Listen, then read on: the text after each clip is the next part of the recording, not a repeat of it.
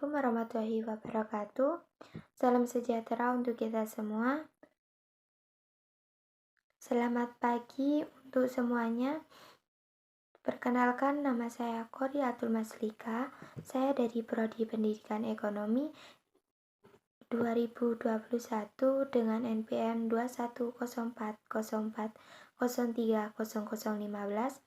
Di sini saya akan menjelaskan sedikit tentang konsep kepailitan. Tugas dari Bapak Naim MPD selaku dosen pengampu mata kuliah Hukum Bisnis. Krisis ekonomi yang terjadi pada 1997 membawa dampak buruk terhadap perekonomian. Saham-saham pasar modal turun drastis. Perusahaan-perusahaan juga bangkrut. Utang-utang kreditor tidak dapat dibayar oleh debitur. Investor-investor asing juga menarik dana karena tidak adanya jaminan perlindungan hukum di Indonesia kepada mereka dan kreditur-kreditur lainnya. Selain itu juga, para investor asing berhenti menanamkan modalnya ke Indonesia sehingga mengakibatkan sumber pendapatan devisa negara di Indonesia terancam. Para pengusaha pun juga kesulitan memenuhi kewajibannya baik kepada kreditur dalam negeri maupun kreditur luar negeri, sehingga timbul masalah wan prestasi dari pihak debitur. Akibat lain dari adanya krisis ekonomi itu sendiri juga sebagian perusahaan tutup karena tidak mampu bersaing dan semakin menumpuknya utang yang belum terbayar dan atau mungkin tak terbayarkan lagi sehingga menyebabkan perusahaan harus mengalami paili dan atau dilikuidasi. Jadi, untuk mengatasi kondisi tersebut dan dalam rangka memberi jaminan perlindungan kepada para investor asing, juga kreditur lokal dan asing, maka dibuat Undang-Undang Nomor 4 Tahun 1998 tentang penetapan peraturan pemerintahan pengganti Undang-Undang Perpu Nomor 1 Tahun 1998 tentang perubahan atas undang-undang tentang kepailitan menjadi undang-undang. Saya sedikit menjelaskan tentang apa sih yang disebut dengan pailit atau kepailitan. Pailit dan kepailitan itu berbeda ya. Jadi kalau pailit itu adalah keadaan di mana debitur tidak mampu lagi membayar utang yang telah jatuh tempo dari para kreditornya. Sedangkan kepailitan adalah suatu sitaan umum terhadap semua harta kekayaan dari seorang debitor atau penghutang untuk melunasi utang-utangnya kepada kreditor. Jadi pailit sendiri itu yang dimaksud dengan keadaan di mana debitur tidak mampu lagi membayar utang yang telah jatuh tempo dari para kreditornya itu seperti ketidakmampuan para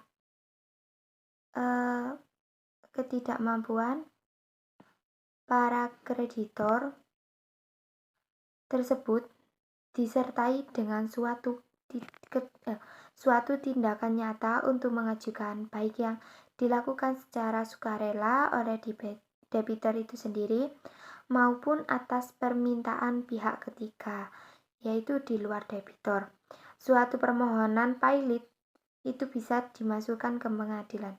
Maksudnya, dari pengajuan permohonan tersebut sebagai suatu bentuk pemenuhan asas publilitas dari keadaan tidak mampu membayar dari seorang debitur kepada kreditornya. Sedangkan kepailitan sendiri dilatar belakangi oleh adanya suatu perikatan oleh karena itu dapat dilihat dari sudut pandang ini, maka ketidakmampuan untuk membayar utang dicunduhkan kepada pembisnis dan debitor yang betul-betul mengalami kesulitan keuangan. Pada sistem hukum Eropa sendiri, kontinental digunakan istilah faillissement. Hal ini ditunjukkan kepada pembisnis ataupun non-pembisnis.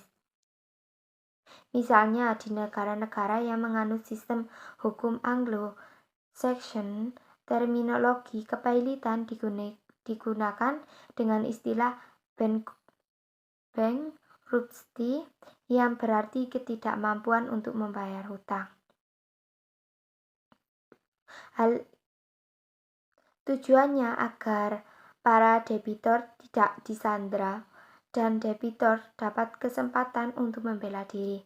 Selain kedua istilah di atas, dikenal juga dengan istilah insolvensi yang mempunyai makna hampir sama dengan kedua istilah, yaitu ketidakmampuan untuk membayar utang.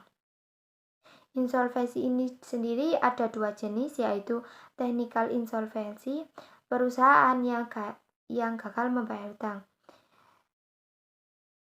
bila penyebabnya adalah kesulitan uang tunai yang bersifat sementara.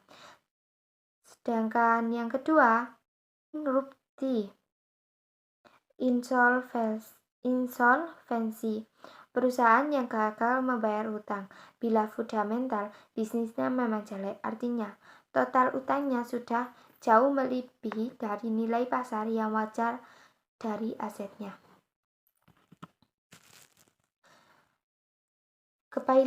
Kepailitan sendiri memiliki ada 5 hukum, yaitu yang pertama, agar debitur tidak membayar utangnya dengan sukarela. Meskipun telah ada putusan dari pengadilan, hukumnya supaya melunasi utangnya, karena maka seluruh harta bendanya dapat disita juga dan dijual. Dari hasil penjualan itu bisa dibagikan kepada semua krediturnya menurut besar kecilnya piutang yang mereka punya, kecuali ada alasan-alasan yang sah untuk didahulukan. Yang kedua, untuk menghindari kreditur pada waktu yang bersamaan meminta pembayaran kembali piutangnya dari si debitur. Dan yang ketiga, ada menghindari adanya kreditur yang ingin mendapatkan hak istimewa untuk menuntut hak-haknya dengan cara menjual sendiri barang debitur tanpa memperhatikan kepentingan kreditur lainnya. Yang keempat, ada menghindari kecurangan-kecurangan yang dilakukan oleh si debitur itu sendiri. Misalnya, debitur melarikan atau menghilangkan semua harta kekayaannya dengan maksud melepaskan tanggung jawabnya terhadap para kreditur. Debitur menyembunyikan harta kekayaannya sehingga para kreditur sendiri tidak mendapatkan apa-apa. Yang kelima, ada menghukum pengurus yang berbuat kesalahan yang mengakibatkan perusahaan buruk dan insolvensi. Kepailitan sendiri memiliki fungsi, yakni untuk melindungi kepentingan pihak-pihak terkait, dalam hal ini kreditor dan debitor atau juga masyarakat. Berkaitan dengan harga pailit juga, ketika debitor berada dalam keadaan pailit, maka semua harta pailit dalam gugatan kurator dimungkinkan mengajukan perdamaian, mengajukan upaya hukum, dan sebagainya. Ada 3 faktor-faktor mengenai kepailitan dan penundaan kewajiban utang. Yang pertama, menghindari perebutan harta debitur apabila dalam waktu yang sama dan beberapa kreditor yang menagih piutangnya dari debitor. Yang kedua, ada menghindari kreditor pemegang hak jamin yang menuntut haknya dengan cara menjual barang milik debitor tanpa mementingkan kepentingan debitor lain. atau orang lain juga. Yang ketiga, ada menghindari kecurangan-kecurangan yang dilakukan oleh seorang kreditor atau debitur itu sendiri. Keberadaan undang-undang kepailitan memiliki fungsi yang sama seperti tadi yang sudah saya jelaskan, yakni untuk melindungi kepentingan dan hak-hak kreditor maupun debitur berkaitan dengan harta yang pailit. Ketika debitur itu sendiri berada dalam keadaan pailit, maka semua harta pailit dalam gugatan kurator dimungkinkan mengajukan perdamaian, mengajukan upaya hukum, dan sebagainya. Dar Kusuma Armadja berpendapat juga bahwa hukum harus merupakan sarana pembaruan dan pembangunan masyarakat. Diharapkan UU Kepailitan juga berperan dalam pembaharuan masyarakat untuk menyelesaikan utang piutangnya. Masuk pada prinsip-prinsip kepailitan. Yang pertama ada prinsip paritas kreditorium, yakni kesetaraan kedudukan para kreditor menentukan bahwa para kreditor mempunyai hak yang sama terhadap semua harta benda debitor. Hukum memberikan jaminan umum bahwa harta kekayaan debitor demi hukum menjadi jaminan terhadap utangnya. Meskipun harta debitur tersebut tidak berkaitan dengan utang,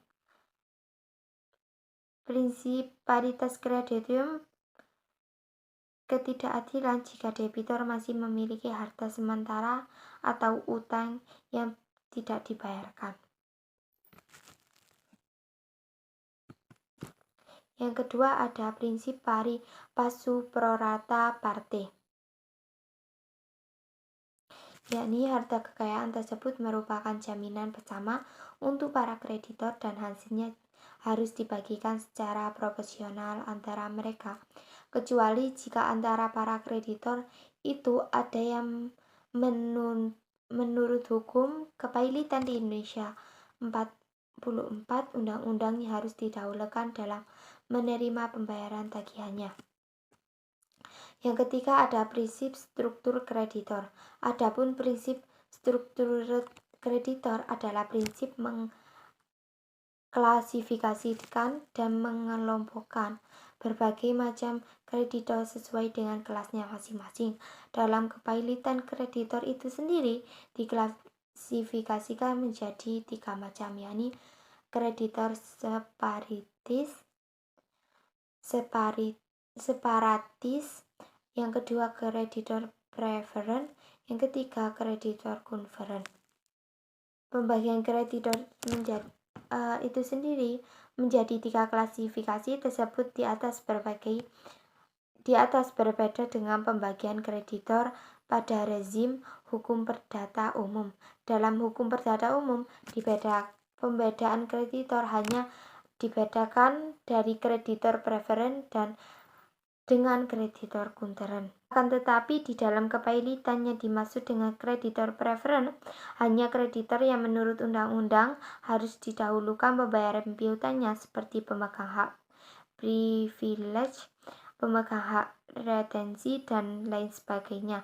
Sedangkan kreditor yang memiliki jaminan kebendaan dalam hukum kepailitan diklasifikasikan dengan kreditor separatis. Masuk pada hukum kepailitan di Indonesia. Hukum kepailitan di Indonesia sebagai subsistem dari hukum perdata nasional harus merupakan suatu kesatuan yang utuh dari sistem hukum perdata materi, dan hukum acara perdata, hukum perdata formil. Hukum kepailitan Indonesia sebagaimana dimuat dalam UU 37 tahun 2004 dalam peraturan perundang-undangan lainnya, selain memuat hukum-hukum materi, juga memuat hukum formil. Hukum kepailitan Indonesia tidak membedakan kepailitan orang perseorangan dengan kepailitan badan hukum. sebagaimana mengatur keduanya, baik kepailitan orang perseorangan maupun kepailitan badan hukum. Apabila dalam Undang-Undang Nomor 37 Tahun 2004 tidak cukup diatur mengenai kepailitan orang perseorangan maupun kepailitan badan hukum, maka dipergunakan peraturan perundang-undangan yang lain sebagai dasar hukum. Baik, mungkin itu saja yang dapat saya sampaikan, kurang lebihnya saya mohon maaf. Jika ada salah kata maupun salah dalam menerangkan tentang hukum kepailitan, saya mohon maaf, saya undur diri. Wassalamualaikum warahmatullahi wabarakatuh. Terima kasih.